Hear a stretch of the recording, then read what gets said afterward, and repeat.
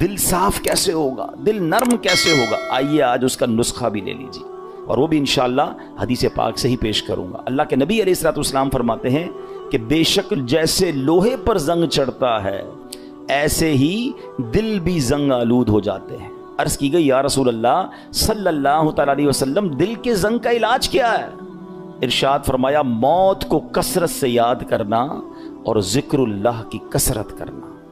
اللہ کا ذکر یہ دل کا زنگ دور کرتا ہے. تلاوت قرآن یہ دل کا زنگ دور. آپ کو کبھی کبھی مزہ نہیں آئے گا, یہ بھی میں آپ کو بتا دیتا ہوں, پہلے سے بتا دیتا ہوں کہ جس کے دل میں پرابلم ہوتی ہے نا, وہ جیسے ہی ذکر اللہ کرے گا اس کو نیند آنے لگے گی, تلاوت کرے گا بوریت شروع ہو جائے گی, مسجد میں آئے گا ٹینشن شروع ہو جائے گی. اب آپ کو میں ایک فارمولا دے دیتا ہوں.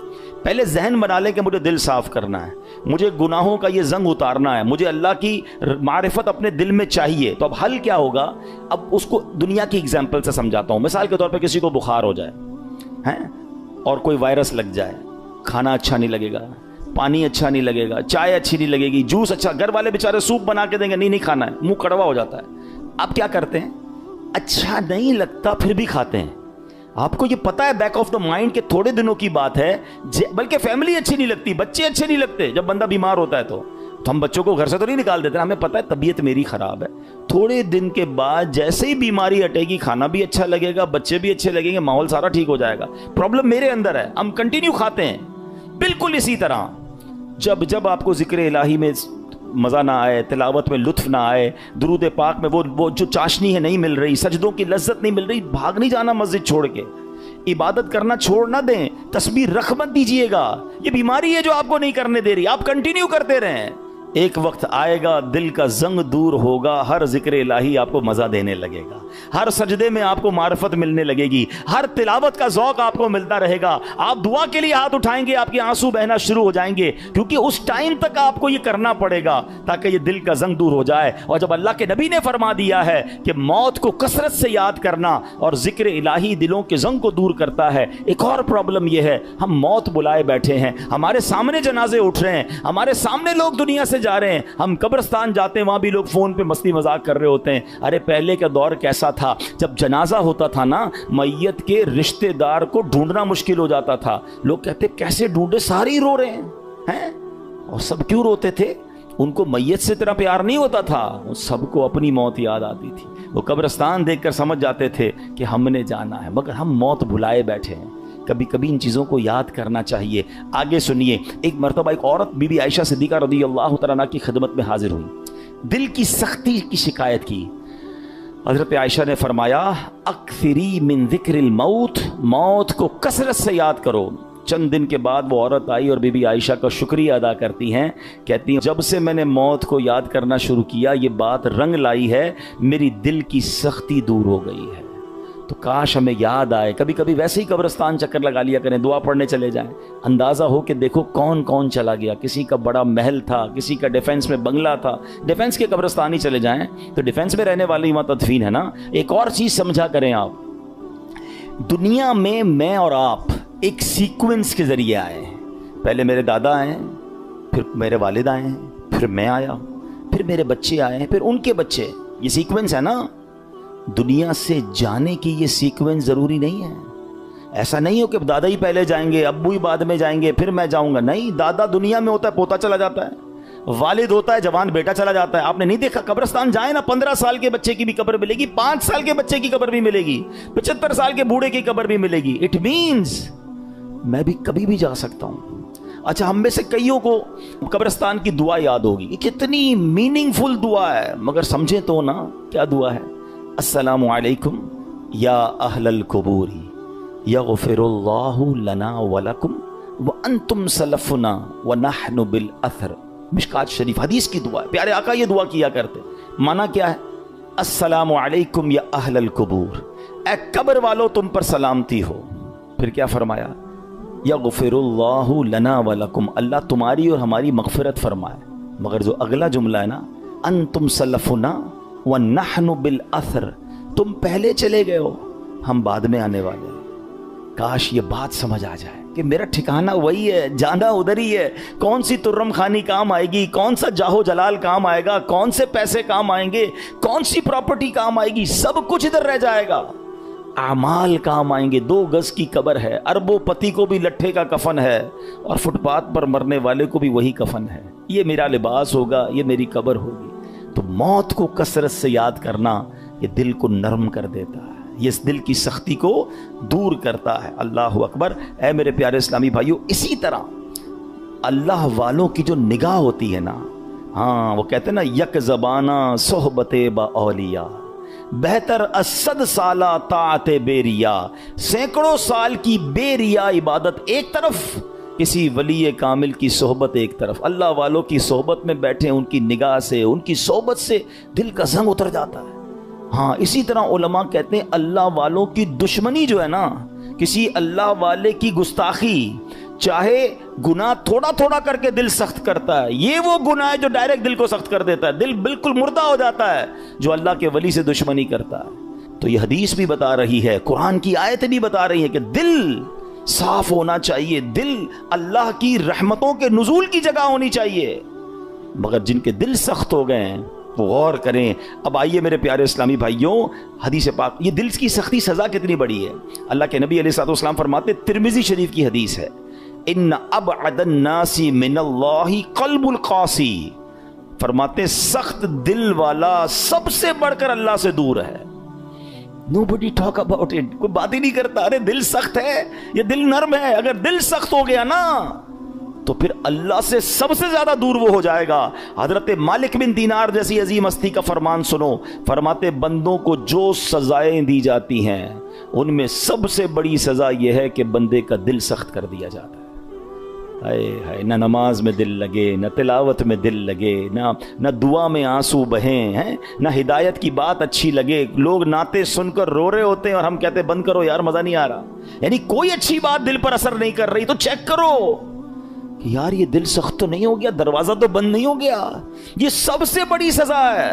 حضرت مالک بن دینار کہتے ہیں بندے کو جو سب سے بڑی سزا دی جاتی ہے وہ اس کا دل سخت ہو جاتا ہے. کسی مسلمان کو تکلیف میں دیکھ کر ہمیں تکلیف محسوس کیوں نہیں ہو رہی ہے؟ کوئی بیچارہ غریب پریشان ہے, اس کو دیکھ کر مجھے فیل کیوں نہیں ہو رہا؟ اگر ہو رہا ہے اللہ کا شکر ادا کریں. اگر مسجد میں آنے کو جی چاہتا ہے اللہ کا شکر ادا کریں, اور مسجد میں آ کر بھاگنے کو جی چاہتا ہے, there is something wrong in your heart. اس سے بڑھ کر رحمتوں والی جگہ کون سی ہے؟ ہونا کیا چاہیے؟ اللہ کے گھر میں آؤں تو پیس, سکون, مزہ آ جائے. مگر کچھ لوگ مسجد میں آ کر بھی بے چین, آخر میں آئیں گے سب سے پہلے جانے کی کریں گے. خود سوچئے کیوں مجھے بے چینی ہوتی ہے. موبائل پر گھنٹوں بیٹھ جاؤں گا, دوست کے ساتھ چائے پینے گھنٹوں بیٹھ جاؤں گا, اللہ کے گھر میں مجھے تکلیف کیوں ہو رہی ہوتی ہے؟ جب تک بیماری کو ڈائگنوس نہیں کریں گے نا پھر حل نہیں ہوگا. آج میں آپ کو علاج بھی بتاؤں گا. اب آئیے دل کی سختی کے اسباب, واٹ از دا ریزن. نبی پاک علیہ الصلوۃ والسلام فرماتے ہیں ذکر اللہ کے علاوہ زیادہ کلام نہ کرو, بے شک زیادہ باتیں کرنا دل کو سخت کر دیتا ہے. یہ بہت جو بولتے رہتے ہیں نا, بہت بولتے رہتے ہیں, زیادہ باتیں نہیں, قلیل الکلام. اللہ کا ذکر کریں, تلاوت کریں, کم بولیں, کیونکہ زیادہ بولنے والا غلطیاں بھی زیادہ کرتا ہے نا. جھوٹ بھی نکل جائے گا, غیبت بھی نکل جائے گی, دل آزاری بھی ہو جائے گی, معاذ اللہ احساس نہیں ہوگا, علم نہیں ہوگا تو کلمہ کفر بھی نکل جائے گا. کم بولیں, سوچ کے بولیں. ایک جملہ سنا ہوگا آپ نے, پہلے تولو بعد میں بولو. ہم بول کے تول رہے ہوتے ہیں, پھر پچھتا رہے ہوتے ہیں, یار نہیں بولنا تھا, یار کیا بول دیا, یار مسئلہ ہو گیا, جھگڑا ہو. پہلے سوچ لیتے ہیں نا. آپ کے کسی بھی باڈی پارٹ کے گرد گارڈ نہیں بٹھائے گئے. یہ زبان ہے جس کو 32 گارڈ کا پہرا دیا گیا ہے. 32 دانت کے پیچھے زبان ہے نا, مگر جب یہ چلتی ہے سارے گارڈز پیچھے چھوڑ کر کسی کا دل توڑتی ہے, کسی کا سر پھوڑتی ہے, کسی کے خاندان برباد کر دیتی ہے. سوچئے, زیادہ بولنا دل کو سخت کر دیتا ہے. یوں ہی زیادہ ہنسنے سے بھی دل سخت ہو جاتا ہے. حدیث پاک میں ہے ان کثرت الضحک تمیت القلب, بے شک زیادہ ہنسنا دل کو مردہ کر دیتا ہے. ہر وقت ہنسی مذاق, کچھ لوگ ہوتے ہیں جن کا کام یہی ہوتا ہے, ہر وقت نہیں ہوتا. کبھی کبھی مزاح کرنا اور ہے, مگر ہنسی مذاق میں بھی دل آزاری کی اجازت نہیں ہے نا. آپ مسکرانے والی بات کریں, اچھی بات ہے, لیکن ہر وقت ایک ہی کام میں لگے ہوئے ہیں اور پھر جھوٹ بول بول کے ہنسا رہے ہیں, یہ دل کو مردہ کر دیتا ہے. اچھا, پھر زیادہ کھانا, بالخصوص حرام حلال کی پرواہ کیے بغیر کھاتے چلے جانا, یہ بھی دل کو مردہ کر دیتا ہے. تو اللہ کرے کہ یہ بھی ہمیں سمجھ آ جائے. آپ جب بھی دیکھ لیں آپ زیادہ کھائیں گے آپ کو عبادت کو جی نہیں چاہے گا, آپ کو نیند آنے لگے گی, سستی ہو جائے گی. رمضانوں میں لوگ زیادہ عبادت کرتے ہیں, جو کم کھاتے ہیں آپ دیکھیں وہ عبادت زیادہ کر رہے ہوں گے. تو کم کھانا, اور حرام سے تو پہلے ہی بچنا ہے, حلال ہی کھانا ہے. اب دل کو سب سے زیادہ جو نقصان دینے والی چیز ہے نا, موسٹ ڈینجرس, وہ ہے گناہ. گناہ کا جو سائیڈ ایفیکٹ ہے نا, جو گناہ چھوٹا ہو یا بڑا, جتنا بڑا گناہ ہوگا وہ اتنا دل کو افیکٹ کرے گا, مگر ہر گناہ دل کو ڈیمیج ضرور کرتا ہے. اس میں روحانیت کم کرتا ہے, اس کے اندر یوں سمجھیے برائی, جیسے جیسے برا ہوتا برائی کرتا جائے گا, پھر کچھ لوگوں کی کنٹینیو عادت ہوتی ہے برائی کی, وہ دل کو سخت کر دیتی ہے. تو اے میرے پیارے اسلامی بھائیوں, قرآن کیا کہتا ہے؟ بل ران علی قلوبہم ما کانوا یکسبون, بلکہ ان کے کمائے ہوئے اعمال نے ان کے دلوں پر زنگ چڑھا دیا ہے. قرآن کہہ رہا ہے زنگ چڑھ جاتا ہے, اپنے ہی اعمال جو ہیں برے اعمال دلوں پر زنگ چڑھا دیتے ہیں. اب یہ تو ہو رہا ہے, ہم تو کر رہے ہیں. جان لو کہ اللہ تمہارے اعمال سے ہرگز بے خبر نہیں ہے. جو کچھ ہم کر رہے ہیں نا سب اللہ دیکھ رہا ہے. ہم بعض اوقات لوگوں سے, رشتہ داروں سے, دوستوں سے چھپانے کی کوشش کر رہے ہوتے ہیں. شہر تبدیل کریں گے, علاقہ تبدیل کریں گے, دروازہ بند کر دیں گے, دنیا میں کوئی نہ دیکھ لے. بار بار قرآن انڈیکیٹ کر رہا ہے, وَمَا اللَّهُ بِغَافِلٍ عَمَّا تَعْمَلُونَ, اللہ تمہارے اعمال سے ہرگز بے خبر نہیں, وہ دیکھ رہا ہے. تو کاش یہ خیال دل میں راسخ ہو جائے کہ میں جو کچھ کرتا ہوں اچھا کر رہا ہوں یا برا کر رہا ہوں, رب دیکھ رہا ہے. پھر اس کے بعد تمہارے دل سخت ہو گئے. یہ کس کی بات ہو رہی ہے؟ بنی اسرائیل کا ذکر ہو رہا ہے. ان پر بڑے انعامات ہوئے, بڑی مہربانیاں کی گئیں بنی اسرائیل پر. شکر کی بجائے یہ نافرمانی کرتے تھے. فرعون سے اللہ نے نجات دی, پھر انہوں نے ناشکری کی. تورات عطا کی, پھر ناشکری کی. بچڑے کی پوجا کی, اللہ نے اس پہ توبہ کی توفیق دے دی, پھر ناشکری کی. 70 افراد کو کوہ طور پر بلایا, انہوں نے پھر ناشکری کی. انہیں منو سلوہ عطا کیا, پھر ناشکری کی. انہیں قدرت کی نشانیاں دکھائیں, پھر ناشکری کی. اللہ پاک کی نافرمانیوں میں مصروف رہے, ایک کے بعد ایک نافرمانی, ایک کے بعد ایک گناہ کرتے رہے, یہاں تک کہ ان کے دل سخت ہو گئے. مگر اب قرآن کیا کہتا ہے؟ کتنے سخت ہوئے؟ فَهِيَ كَالْحِجَارَةِ, تو وہ پتھروں کی طرح ہو گئے. پتھر کتنا سخت ہوتا ہے سمجھیے گا. یاد رکھیے سختی کی اور بھی چیزیں ہوتی ہیں. لوہا بڑا سخت ہوتا ہے, لکڑی بڑی سخت ہوتی ہے, مگر لوہا آگ سے نرم ہو جاتا ہے. لکڑی پانی سے نرم ہو جاتی ہے, مگر پتھر کتنا سخت ہوتا ہے, گرمائش پہ پگھلتا ہے. ہتھوڑے مار مار کے اس کا برادہ تو کر سکتے ہیں, چورا چورا کر سکتے ہیں, مگر نرم نہیں کر سکتے. تو قرآن نے مثال کیا دی کہ دل پتھر سے سخت ہو گئے. اچھا پھر کہا او اشد قسوہ, پتھر سے بھی زیادہ سخت ہو گئے. اللہ اکبر. ان دلوں کا عالم کیا ہوگا کہ جن کو قرآن کہہ رہا ہے کہ تمہارے دل پتھر جیسے سخت, بلکہ اس سے بھی زیادہ سخت ہو گئے. اللہ اکبر. اے میرے پیارے اسلامی, حالانکہ پتھر کی ایک اور تعریف قرآن خود آگے بیان فرما رہا ہے, وَإِنَّ مِنَ الْحِجَارَةِ لَمَا يَتَفَجَّرُ مِنْهُ الْأَنْهَارُ, پتھر میں تو کچھ وہ ہیں جن سے ندیاں بہتی ہیں. وَإِنَّ مِنْهَا لَمَا يَشَّقَّقُ فَيَخْرُجُ مِنْهُ الْمَاءُ, اور کچھ وہ ہیں جو پھٹ جائیں تو ان سے پانی نکلتا ہے. وَإِنَّ مِنْهَا لَمَا يَهْبِطُ مِنْ خَشْيَةِ اللَّهِ, اور کچھ وہ ہیں جو اللہ کے ڈر سے گر پڑتے ہیں, یعنی پتھر بھی اللہ کا خوف کرتے ہیں. پھر فرمایا وَمَا اللَّهُ بِغَافِلٍ عَمَّا تَعْمَلُونَ, اور اللہ تمہارے اعمال سے ہرگز بے خبر نہیں. اب یہاں بڑی یونیک معلومات سٹونز کے بارے میں, پتھر کے بارے میں قرآن نے کیا فرمایا؟ پتھر چاہے کتنے سخت ہوں, اللہ کے نافرمان نہیں ہوتے, یہ بھی پھوٹ پڑتے ہیں, ان سے بھی چشمے جاری ہوتے ہیں. خوف خدا کے سبب بڑی بڑی چٹانیں, بڑے بڑے پتھر لڑک جاتے ہیں. لیکن گناہگاروں کے دل جب سخت ہو جائے نا تو وہ اتنے سخت ہوتے ہیں کہ وہ پتھر سے بھی زیادہ سخت ہو, ان پر کوئی بات اثر نہیں کرتی. اللہ کا حکم سن کر یہ زیر نہیں ہوتے, عذاب کا تذکرہ سن لیں تو ان پر خوف طاری نہیں ہوتا, جنت کی نعمتوں کا سن لیں پھر بھی دل مائل نہیں ہوتا. اے میرے پیارے اسلامی بھائیو, غور کیجئے, آج کے دور میں بھی بعض اوقات ایسے بندے دکھتے ہیں کہ جن کے دل سخت ہو جاتے ہیں. اور سختی کی قرآن نے وجہ جو تفسیر میں ہم نے سنی کہ گناہ پر گناہ, ایک کے بعد ایک دوسرا گناہ. حدیثوں میں یہ مضمون ملتا ہے کہ بندہ جب ایک گناہ کرتا ہے نا تو اس کے دل پر ایک نقطہ لگ جاتا ہے، بلیک ڈاٹ. دوسرا گناہ کرتا ہے، پھر دوسرا نقطہ، تیسرا کرتا ہے، تیسرا نقطہ، ایک وقت آتا ہے پورا دل ہی کالا ہو جاتا ہے. اب ہدایت کی کوئی بات اثر نہیں کرتی ہے. اسی لیے کہتے ہیں نا، جیسے ہی گناہ ہو جائے ویسے ہی توبہ کر لو، جیسے ہی نافرمانی ہو جائے ویسے ہی نیکی کر لو. کلیریفائی ہونا چاہیے، ہارٹ پیور ہونا چاہیے. آنسو بہایا کرو اللہ کی بارگاہ میں کہ یہ دلوں کو دھو دیتا ہے، دلوں کو صاف کرتا ہے، بندہ خوف الہی سے لرزتا رہے. مگر آج حال یہ ہے کہ دل اتنے سخت ہو گئے کہ کوئی ہدایت کی بات اثر کرنا تو دور کی بات، اچھی بھی نہیں لگتی. آج کے دور میں کسی سے اچھی بات کرو، قرآن کی بات کرو، دین کی بات کرو، لڑنے لگ جاتا ہے مسلمان ہو کر. یہ کیا ہر وقت بات یہ لگائی بھی ہے، کیوں بھائی اللہ رسول کی بات کرتے ہو، ہم کوئی اور بات کر رہے ہیں.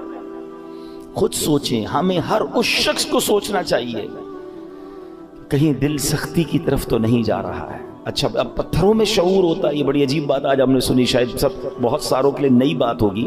مفتی احمد یار خان نعیمی بہت بڑے مفسر قرآن ہیں، فرماتے ہیں اس سے معلوم ہوا کہ پتھروں میں بھی شعور ہوتا ہے. یہ الگ بات ہے کہ ہمیں ان کے شعور کی خبر نہیں ہوتی. قرآن میں ایک اور جگہ اللہ نے ارشاد فرمایا، اور داؤد کے ساتھ پہاڑوں اور پرندوں کو تابع بنا دیا کہ وہ پہاڑ اور پرندے تسبیح کرتے ہیں. ہاں، پرندے تو تسبیح کرتے ہیں، پہاڑ بھی اللہ کی تسبیح کرتے ہیں. آپ نے نہیں سنا ابو جہل کے ہاتھ میں کنکر تھے نا، کیا آ کر کہا تھا اس نے اللہ کے نبی کو کہ اے محمد صلی اللہ علیہ وسلم، اللہ کے سچے نبی ہو تو بتاؤ میری مٹھی میں کیا ہے. اللہ اکبر. نبی پاک کا کیا خوبصورت جواب تھا، فرمایا میں بتاؤں تیری مٹھی میں کیا ہے؟ جو تیری مٹھی میں کنکر ہے بتا دے میں کون ہوں. اور پھر کنکروں نے کلمہ پڑھنا شروع کر دیا. تو پتا چلا کہ پتھر بھی اللہ کی تسبیح کرتے ہیں. اللہ اکبر. اور احد پہاڑ کے بارے میں کون نہیں جانتا. اللہ آپ کو مجھے بار بار مدینہ پاک کی حاضری نصیب فرمائے. نبی پاک علیہ الصلوۃ والسلام، سبحان اللہ، آقا کے معجزات میں سے یہ معجزات ہے کہ جب نبی پاک مدینہ منورہ میں یا مکہ پاک میں سڑکوں پر کسی کے شاہراہ پر تشریف لے جاتے تو آس پاس کے پتھر نبی پاک کو سلام کیا کرتے. احد پہاڑ کے متعلق آقا نے فرمایا، احد پہاڑ ہم سے محبت کرتا ہے، ہم اس سے محبت فرماتے ہیں. اب پہاڑ نبی پاک سے محبت کرتا ہے. اور یہ کیسا خوبصورت پہاڑ ہے کہ نبی پاک علیہ الصلوۃ والسلام نے فرمایا کہ احد میرے ساتھ جنت میں جائے گا. اب یہاں علماء نے اور خوبصورت بات کی کہ پہاڑ نبی پاک سے محبت کرے تو جنت میں جائے. تو جب امتی محبت کرے تو اس کا تو عالم ہی کچھ اور ہوگا نا. تو محبت رسول یہ جنت میں جانے کا سبب ہے. مگر جو ہمارا ٹاپک ہے کہ اللہ کی عطا سے یہ پہاڑ، یہ پتھر بھی رب کی تسبیح کرتے ہیں، ان میں بھی شعور ہوتا ہے. اللہ اکبر. اور احد کے پہاڑ کی تو یہ فضیلت ہے کہ ایک جگہ نبی پاک علیہ الصلوۃ والسلام نے فرمایا، جب تم احد پہاڑ کے پاس آؤ فَكُلُوا مِن شَجَرِهِ، اس پر اگنے والے درخت کے پتے بطور تبرک کھا لیا کرو. ہے. اور پھر فرمایا اگرچہ احد پہاڑ پر اگنے والے درخت کے صرف کانٹے ہی ملے، اگر پتے نہ ملے تو کانٹے چبا لیا کرو. اب یہاں تبرک کی دلیل بھی ملتی ہے. بھائی کانٹا کھانے سے کیا فائدہ ہوگا، پتا کھانے سے کیا فائدہ ہوگا.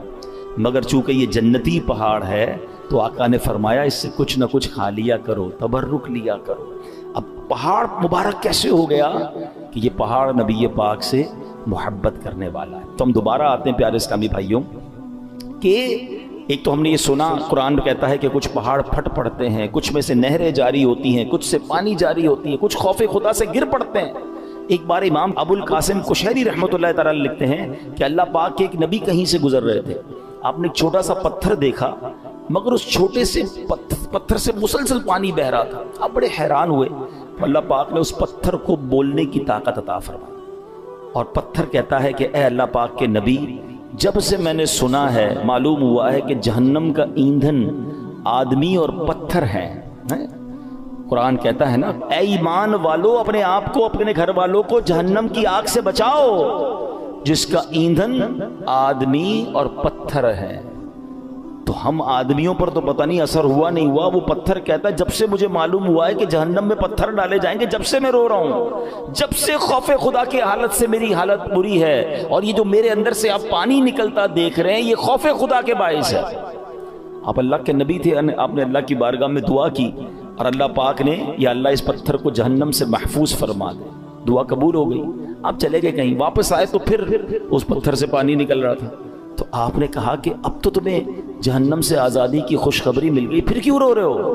پتھر کو اللہ نے پھر قوت گویائی دی، کہتا ہے ذالک کان بکاء الحزن والخوف وہذا بکاء الشکر والسرور، کہتے حضور پہلے جو آنسو تھے وہ غم اور تکلیف کے تھے، اب جو آنسو ہیں وہ خوشی کے آنسو ہیں کہ اللہ نے جہنم سے آزاد کر دیا۔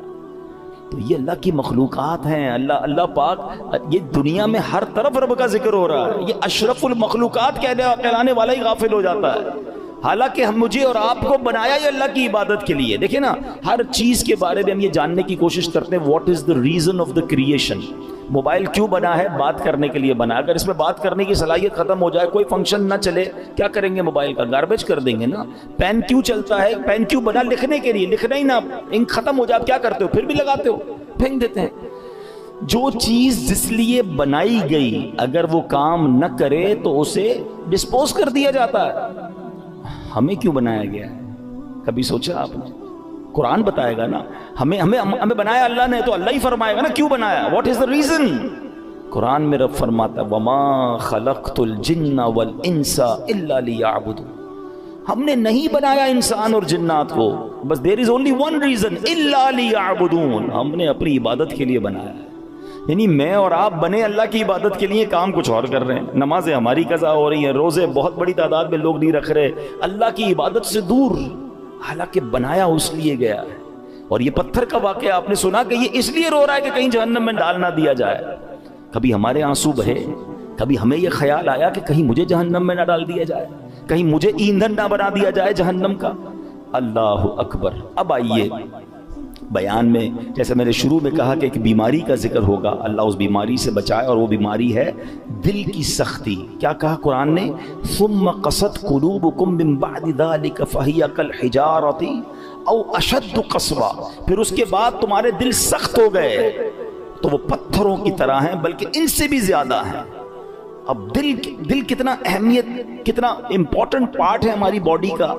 پیارے آقا علیہ الصلوۃ والسلام حدیث پاک میں ایک جگہ ارشاد فرماتے ہیں جسم میں ایک خون کا لوتھڑا ہے، وہ ٹھیک ہو جائے سارا جسم ٹھیک ہو جائے گا، اور جب وہ لوتھڑا بگڑ جائے نا تو سارا جسم بگڑ جاتا ہے۔ اور سن لو، وہ لوتھڑا، وہ پارٹ آف دا باڈی، بدعہ کیا ہے؟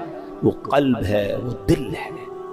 تو دل کا خیال میڈیکلی تو لوگ رکھ رہے ہیں، یار کولیسٹرول نہ ہو جائے، ہارٹ اٹیک نہ ہو جائے، بلڈ پریشر نہ ہو جائے، والوز بند نہ ہو جائیں، وینز کھلی رہیں، بڑا خیال ہے۔ ٹھیک ہے، یہ تو ظاہری اس دل کی کیفیت ہے نا، مگر اگر اس دل میں ایمان ہی نہ ہو، اس دل میں معاذ اللہ سختی آ جائے، ہدایت کی کوئی بات ہی اثر نہ کرے، یہ دل معاذ اللہ غیبت، چغلی، بغض، کینہ، تکبر اور برائیوں کی آماجگاہ بن جائے تو یہ تو برباد کر دے گا نا، ایمان برباد کر دے گا۔ ہمیں جان لینے والے مرض کا ڈر ہے، ہم ڈسکس بھی کرتے ہیں، ڈاکٹر کے پاس بھی جاتے ہیں، ٹیسٹ بھی کراتے ہیں، جناب بتائیں ہارٹ اٹیک نہ ہو، میری باڈی ٹھیک رہے، کتنی ایکسرسائز کرنی ہے، everybody talk about it. وہ کیوں؟ کہ جان چلی جائے گی نا۔ مگر مجھے بتاؤ، جان جانا زیادہ خطرناک ہے یا ایمان جانا زیادہ خطرناک ہے؟ جان تو ویسے ہی جانی ہے، آج نہیں تو کل چلی جائے گی، مرنا تو ہے ہی، اس سے تو کوئی نہیں بچ سکتا، مگر ایمان سلامت لے کر قبر میں جانا یہ زیادہ ضروری ہے نا۔ تو اے میرے پیارے اسلامی بھائیوں، اللہ والوں کی صحبت اختیار کریں، نیک لوگوں میں بیٹھا کریں، تلاوت قرآن کریں، ذکر الہی کریں، موت کو کثرت سے یاد کریں، تو یہ دل جو ہے اس کی سختی سے ہم محفوظ رہیں گے۔ وہ پتھروں کے بارے میں دیکھیں نا کہ پتھر خوف خدا سے روتا ہے، پتھر ذکر الہی کرتا ہے۔ ارے ہم تو اشرف المخلوقات ہیں، تو ہمیں تو اللہ کی یاد زیادہ کرنی چاہیے۔ تو بہرحال میرے پیارے اسلامی بھائیوں، یہ چند باتیں آج ہم نے سنی ہیں، اللہ پاک ہم سب کو عمل کرنے کی توفیق عطا